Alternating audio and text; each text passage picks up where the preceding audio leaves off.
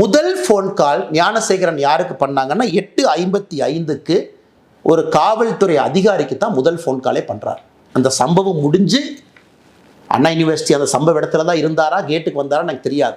8:55க்கு ஞானசேகரனுடைய தொலைபேசியிலிருந்து ஒரு போலீஸ் ஸ்டேஷனை நிர்வகிக்கக்கூடிய ஸ்டேஷன் ஹவுஸ் ஆஃபீஸர், அந்த ரேங்கில் இருக்கக்கூடிய சப் இன்ஸ்பெக்டர், இன்ஸ்பெக்டர் ரேங்கில் இருக்கக்கூடிய அதிகாரிக்கு சம்பவம் முடிந்த பிறகு முதல் ஃபோன் கால் ஞானசேகரன் பண்ணுறான். காவல்துறையின் மீது பெரும் மதிப்பு நான் வைத்திருக்கின்றேன் எல்லாருக்கும் தெரியும். அன்றைக்கி அந்த காவல்துறை அதிகாரினுடைய பெயரையும் அவர் பதவியும் அவருடைய மொபைல் நம்பரை இன்றைக்கி நான் வெளியிடல. 48 மணி நேரம் கழித்து அரசு என்ன பதில் சொல்கிறாங்கன்னு பார்த்துட்டு நான் வெளியிடுறேன். 8:55க்கு காவல்துறை அதிகாரிக்கு செஞ்ச முதல் ஃபோன் கால் எதற்காக? அந்த காவல்துறை அதிகாரி 6 நிமிடம் கழித்து 9:01க்கு திரும்ப ஞானசேகரனுக்கு அந்த காவல்துறை அதிகாரி கூப்பிடுறார். எதற்காக?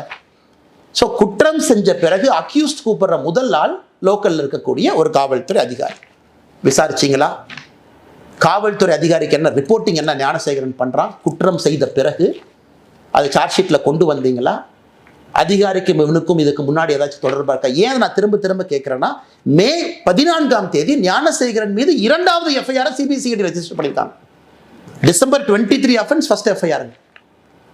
இது போன்ற இன்ன பெண்கள் பாதிக்கப்பட்டிருக்கின்றார்களா? அண்ணா யூனிவர்சிட்டியில் ஒரு கேஸ் மட்டுமா, இன்னும் மல்டிபிள் கேசஸா?